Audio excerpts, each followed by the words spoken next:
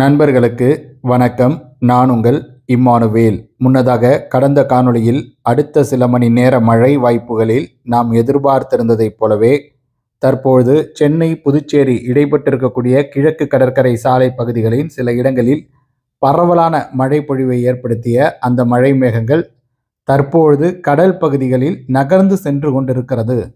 இதனுடைய தாக்கத்தினால கடலோர பகுதிகளின் சில இடங்களில் சாரல் தூறல் மழை பதிவாகி கொண்டிருக்கலாம். அவைகளெல்லாம் ஒருபுறம் இருக்க, மறுபுறம் விழுப்புரம் மாவட்டத்தில் மிக பரவலான மழை மேகங்கள் தற்பொழுதும் பதிவாகி கொண்டிருப்பதை நம்மால் பார்க்க முடிகிறது. அது மட்டுமல்லாது கடலூர் மாவட்டத்திலும் மழை மேகங்களினுடைய தாக்கமானது அதிகரிக்க தொடங்கி இருக்கிறது. கள்ளக்குறிச்சி மாவட்டத்தினுடைய சில இடங்களாக இருக்கட்டும், திருவண்ணாமலை மாவட்டத்தினுடைய பல்வேறு இடங்களாக இருக்கட்டும், வேலூர் மாவட்ட பகுதிகள் என பல இடங்களில் மிக பரவலாக மழை மேகங்களை நம்மால் பார்க்க முடிகிறது. அங்கெல்லாம் சாரல் தூறல் மழை பதிவாகி கொண்டிருக்கலாம். இப்போ விழுப்புரம் மாவட்டத்தில் சில இடங்களில், குறிப்பாக புதுச்சேரி மாவட்டத்திற்கு நெருக்கத்தில் இருக்கக்கூடிய சில பகுதிகளில் சற்று வலுவான தூறல் மழை அல்லது கொஞ்சம் வலுவான மழை பதிவாகி கொண்டிருக்கலாம். அதற்கான அமைப்புகளும் சாத்தியக்கூறுகளும் இருக்கிறது.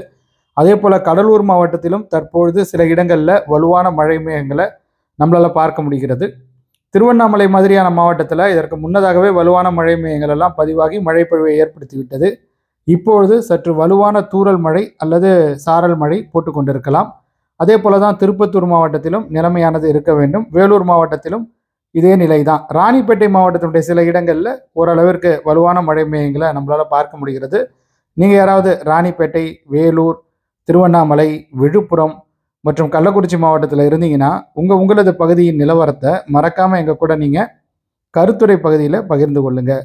சேலம் மாவட்டத்திலும் மழை மேகங்கள் சில இடங்களில் பரவலாக தான் பதிவாகி வருகிறது. தருமபுரி மாவட்டத்தில் நம்ம சொல்லவே வேணாம். ஸோ சேலத்தை சொல்லியாச்சு, திருவண்ணாமலை மாவட்டத்தை சொல்லியாச்சு.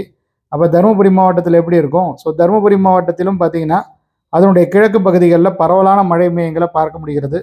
தருமபுரி அருகில் சில இடங்களில் வலுவான மழை மேகங்களும் பதிவாகி கொண்டிருக்கிறது என்பது சிறப்புக்குரிய ஒரு விஷயம். ராம்நகரா அருகிலெல்லாம் மழை மேகங்கள் இருக்குது. இது பெங்களூர் மாநகரினுடைய புறநகர் பகுதி. அதே போல் கிருஷ்ணகிரி மாவட்டத்திலும் பல்வேறு இடங்களிலும் மழை மேகங்களானது பதிவாகி கொண்டிருக்கிறது. ஒசூர் அருகில் கூட மழை மேகங்கள் பதிவாகி கொண்டிருக்கிற மாதிரி தான் இருக்குது. நீங்கள் தான் சொல்லணும் உங்கள் பகுதியின் நிலவரத்தை. இப்போ சில இடங்களில் வலுவான மழை மேகங்கள் இருக்குது அப்படிங்கிற மாதிரி நான் சொல்லியிருந்தேன் இல்லையா? அதாவது தருமபுரி மாவட்டத்தினுடைய சில இடங்களில் கூட ஓரளவிற்கு இன்டென்ஸான மழை மேகங்களை பார்க்க முடியுதுன்னா அது எந்த இடத்துலன்னு கேட்டிங்கன்னா, தருமபுரி மற்றும் பெண்ணாகரம் இடைப்பட்டு இருக்கக்கூடிய அந்த பகுதிகளில் சில இடங்களில் கொஞ்சம் வலுவான மழை மேகங்கள் பதிவாகி கொண்டிருக்கிறது. அந்த மழை மேகங்கள் காற்றுடனான மழைப்பொழிவை ஏற்படுத்த ஆற்றல் மிக்க மழை மேகங்கள். அது எந்த இடம்னு நம்ம கரெக்டாக மென்ஷன் பண்ணி சொல்லணும்னாக்கா தருமபுரி, பெண்ணாகரம் மற்றும் மரண்ட அள்ளி இவைகளுக்கு இடைப்பட்டு இருக்கக்கூடிய பகுதிகள். நீங்கள் யாராவது அங்கே இருந்தீங்கன்னாக்கா உங்களது பகுதியின் நிலவரத்தை எங்கள் கூட பகிர்ந்து கொள்ளுங்கள்.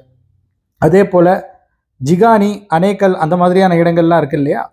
இது கர்நாடக மாநில பகுதி. ஆனால் நமக்கு ரொம்ப எல்லையோர பகுதின்னு சொல்லலாம். நம்ம தளி இருக்குது இல்லையா கிருஷ்ணகிரி மாவட்டத்தில், அதுக்கு ரொம்ப நெருக்கத்தில் இருக்கக்கூடிய பகுதி. அங்கேயும் பார்த்தீங்கன்னா சில இடங்களில் வலுவான மழை மேகங்களை பார்க்க முடியுது.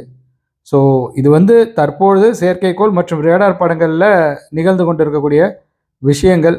ரியல் டைமில் உங்களுக்கு தான் தெரியும் உங்கள் பகுதியினுடைய நிலவரம். சில நிமிடங்களுக்கு முன்பாக புதுச்சேரிக்கு, குறிப்பாக காலால்பட்டுக்கு கிழக்கே இருக்கக்கூடிய அந்த கடல் பகுதிகளில் மழை மேகங்கள் திரண்டு காணப்பட்டது. அநேகமாக காலால்பட்டு மாதிரியான ரீஜியன்ஸ் எல்லாம் கூட மழை பதிவாகி இருக்கும் அப்படிங்கிற மாதிரி தான் நான் எதிர்பார்க்கிறேன். விழுப்புரத்தில் நிச்சயமாக மழையானது பதிவாகி இருக்கும், அதில் எனக்கு மாற்று கருதே கிடையாது. பட் காலால்பட்டுலலாம் மழை பதிவானதாங்கிறத நீங்கள் தான் சொல்லணும். என்னால் ஒரு இடத்துல அமர்ந்து இப்போ காரைக்காலில் உட்காந்துட்டு செயற்கைக்கோள் மற்றும் ரேடார் படத்தை பார்த்து இவ்வளோ விஷயங்களை தான் தெரிஞ்சிக்க முடியுது. அதை தான் உங்கள் கூட நான் ஷேர் செய்து கொண்டு இருக்கிறேன். மழை பதிவாகி இருந்ததுன்னா இன்னும் கொஞ்சம் நேரத்தில் ஒரு 11:30 மணிக்கு மழை அளவுகள் பட்டியல், அதாவது சில பகுதிகளின் நிலவரம் நமக்கு தெரிய வரும். ஸோ அதில் நமக்கு தெரிஞ்சிடும். பட் ஆனால் அதில் கூட எல்லா இடங்களின் நிலவரத்தையும் நம்மளால் தெரிஞ்சிக்க முடியாது. பட் நேரத்தில் இதெல்லாம் நிகழ்ந்து கொண்டு இருக்கிறது அப்படிங்கிறத உங்களுக்கு தெரியப்படுத்தி இருக்கிறேன். இந்த காணொளி உங்களுக்கு பயனுள்ள வகையில் அமைந்திருக்கும் அப்படிங்கிற மாதிரி நான் நம்புகிறேன். இப்பொழுது நேரத்தை நான் சொல்ல பாருங்கள். இப்பொழுது நேரம் இரவு 9:20 மணி ஆகிறது. 9:20 மணி வாக்கில் நிகழ்ந்து கொண்டு இருக்கக்கூடிய அந்த விஷயங்களை தான் உங்கள் கூட நான் ஷேர் செய்து கொண்டு இருக்கிறேன். இந்த மாதிரியான காணொளிகள் அடுத்து வரக்கூடிய நாட்களிலும் உங்களுக்கு வேண்டுமென்று நீங்கள் நினைத்தீர்களே ஆனால் நீங்கள் இந்த காணொளியை லைக் செய்து கொள்ளுங்கள். உங்கள் நண்பர்களுடன் பகிர்ந்து கொண்டு ஷேர் செய்து கொள்ளுங்கள். மறக்காமல் நமது யூடியூப் பக்கத்திற்கும் முகநூல் பக்கத்திற்கும் சப்ஸ்கிரைப் மற்றும் ஃபாலோ செய்து வைத்துக் கொள்ளுங்கள். இப்போ நெக்ஸ்ட்டு ஃபியூ ஹவர்ஸில் என்ன நடக்கும்னு கேட்டிங்கன்னா, உள்ளே இருக்கிற மழை மேகங்கள் கொஞ்சம் கொஞ்சமாக வலுக்குறைய தொடங்கும். அதுதான் வந்து நடக்க போகுது. அதாவது நம்ம இப்போ சொல்லிட்டு இருக்கோம் இல்லையா, திருப்பத்தூர் மாவட்டத்தில், அதே போல் திருவண்ணாமலை மாவட்டத்தில் இருக்கக்கூடிய மழை மேகங்கள்லாம் மெல்ல மெல்ல வலு குறையலாம். ஆனால் கடல் பகுதிகளில் புதுச்சேரிக்கு கிழக்கில் மழை மேகங்கள் நகர்ந்து செல்றதுனால அங்கே சாரல் தூறல் மழையெல்லாம் போடுவதற்கான வாய்ப்புகள் இருக்கும். ஸோ கடலூர் மாவட்டத்திலையும் கொஞ்சம் வலுவான மழை மேகம் இருக்குது இல்லையா, அதுவும் கடல் பகுதிகளை அடையுதுங்கும் போது மேபி நம்ம டெல்டாவில் கூட நள்ளிரவுலையோ அல்லது அதிகாலை நேரத்துலையோ, கடலூர் மாவட்ட பகுதிகள்னு எடுத்துங்க, கடலூர் மாவட்ட தெற்கு பகுதிகளில் கூட நம்ம மழை எதிர்பார்க்கலாம். நான் வந்து சொல்கிறேன், சாரல் மழையோ தூறல் மழையோ பதிவாகலாம். அதற்கான வாய்ப்பு இருக்குது. ஏன்னா மழை மேகம் கடலை அடைந்து அதன் பிறகு அது நகர்ந்து போகிறதுனால இந்த இம்பேக்ட் நமக்கு வந்து இருக்கலாம். டெல்டாவில் சில இடங்களில், டெல்டாவின் கடலோர பகுதிகளில் தான் நான் சொல்கிறேன், நள்ளிரவிலையோ அதிகாலை நேரத்திலேயோ மழை பதிவானது என்றால் நீங்கள் ஆச்சரியம் கொள்ள தேவை கிடையாது. இப்போ கடலூர் வரைக்கும் வந்த மழை மேகங்கள் எந்த அளவிற்கு தாக்கத்தை ஏற்படுத்துது அப்படிங்கிறத பார்க்கலாம். அது கடல் பகுதிகளை அடைந்து எப்படி நகர்ந்து செல்கிறது என்பதை பொறுத்து அந்த டெல்டாவிற்கான மழை வாய்ப்புகளுக்கு ஏதுவான அமைப்புகள் என்பது உருவாகும். அவ்வளோதான் தோழர்களை, இந்த காணொலியை பொறுத்த வரைக்கும். அடுத்த காணொலியில் உங்கள் அனைவரையும் சந்திக்கிறேன். அதுவரையில் உங்களிடமிருந்து விடைபெற்றுக் கொள்வது உங்கள் இம்மானுவேல். நன்றி, வணக்கம்.